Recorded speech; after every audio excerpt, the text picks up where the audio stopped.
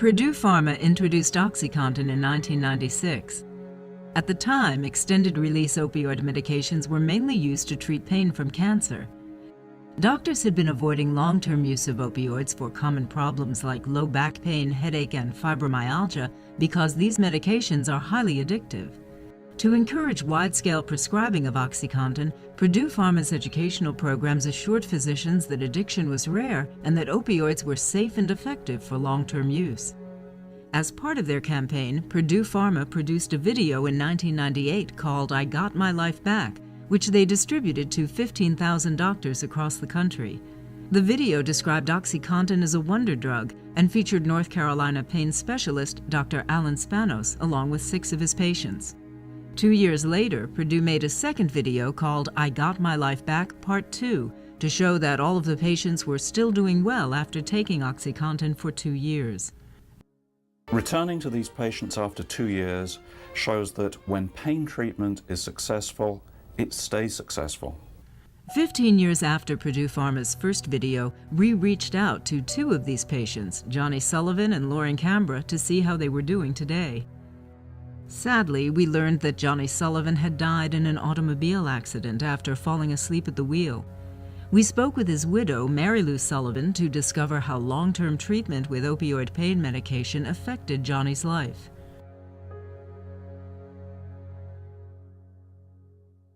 Well, when Johnny first started taking OxyContin, he actually thought he felt, pretty good, and yet it was helping him. They named that video, "I Got My Life Back," from what Johnny said.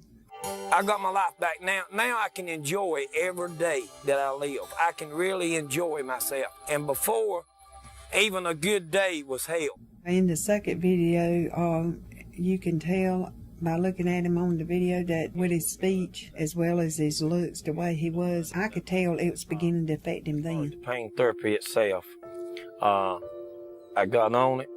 I've done well with it, and it's wonderful. When he was on high doses of pain medicine, he was just like night and day. I mean, it was like a part of him was gone. It got to the point where I hated to even go out to eat with him because when we were out eating, he would fall asleep right in the middle of eating. People would be looking, and wondering what in the world was wrong with him. Yes, Johnny had chronic pain. He was in a lot of pain, but the medicine, he was also highly addicted to the medicine. The medicine was overpowering him. I mean, he was losing control. It was like he was fighting 2 battles. A couple of times he went in the hospital where he had took so much medicine, he was disoriented. He didn't know where he was at. He didn't even remember me carrying him to the ER. He come home one day and his whole windshield was busted. His mirror was knocked off the side. He fell asleep. He hit a mailbox. He knocked the mirror off. 2 or 3 times that happened where he fell asleep with driving. And I told my sons one day, I said, that medicine is going to kill him. They looked at me and they said, Mom, I know it. I knew eventually it was going to kill him. He might have said he got his life back, but it took his life in the end. It wound up taking his life, I feel like, on account of the pain medicine because he fell asleep at the wheel and he was killed in a car wreck. In 1998, Lauren Canberra was asked to appear in the Purdue Pharma videos by her pain specialist, Dr. Alan Spanos. Several years later, she lost her prescription drug coverage and was forced to wean herself off of OxyContin. I had never heard of OxyContin. Oh, this is a great new drug. It's miracle. It's working miracles for people that have chronic pain issues. So I started taking the medicine, and it worked. I thought I was helping people. So I'll do the video. Since I've been on this new pain medication, I have not missed one day of work, and my boss really appreciates that. Lauren is there every day.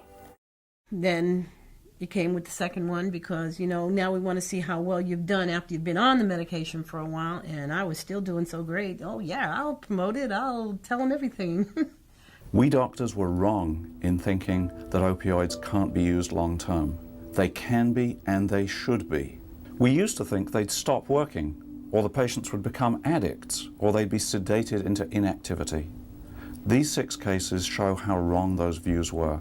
Your body gets used to it, so we got it increased, and we got it increased again, and we got it increased again, till it got to the point that I decided I did not want to do this. I didn't want to do this anymore. What do we learn from these 6 patients? Most importantly, they refute the myth that long-term opioid use would inevitably lead to addiction, tolerance, and passivity. I wasn't very active. I didn't do any activities. I never really left my house other than go to work. I didn't spend, you couldn't have gotten me to go out in the yard and play with my grandkids or any of those type of things. I didn't do it. I pretty much sat in the house. And as for passivity, you could hardly describe the lives of any of these 6 people as passive. Eventually, I lost my job, I lost my health insurance. And so I could no longer, my medical insurance, I didn't have prescription drug, insurance anymore, so this was out-of-pocket expenses for me. I lost my house. Oh yeah, I've lost cars, I lost a lot. A lot. I lost a lot to keep behind taking that drug when I did lose my job.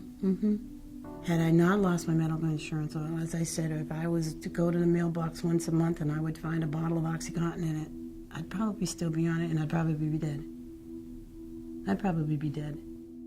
There's no question that our best, strongest pain medicines are the opioids, but these are the same drugs that have a reputation for causing addiction and other terrible things. And it took, like I said, a good 6 to 8 months before I got to the point where I could actually focus again. 6 to 8 months before I stopped that craving that I wanted to go get that drug. It's a synthetic heroin. Good God, who would just knowingly want to just addict themselves to heroin, It's not acceptable to say, I don't believe in using strong pain medications for chronic pain. We need to stop saying this. I wouldn't allow a doctor to prescribe me OxyContin right now. I would not, because I feel that because I've experienced that addiction, I'd probably take 1 or 2 of them pills and I'd be right back. I'd probably be addicted again. That scares me. Purdue Pharma's campaign to encourage prescribing of opioids for common chronic conditions was highly effective. To this day, many doctors continue to believe that opioids have been proven safe and effective for long-term use. Over the past 15 years, sales for OxyContin have exceeded $20 billion. Prescriptions for opioids have increased by 650%, along with a parallel increase in opioid-related overdose deaths. And in states across the country, the number of people seeking treatment for opioid addiction is climbing rapidly. According to the CDC, overprescribing of opioids is now fueling the worst drug epidemic in U.S. history. Since the making of I Got My Life Back in 1998, more than 100,000 Americans have died from opioid-related overdoses.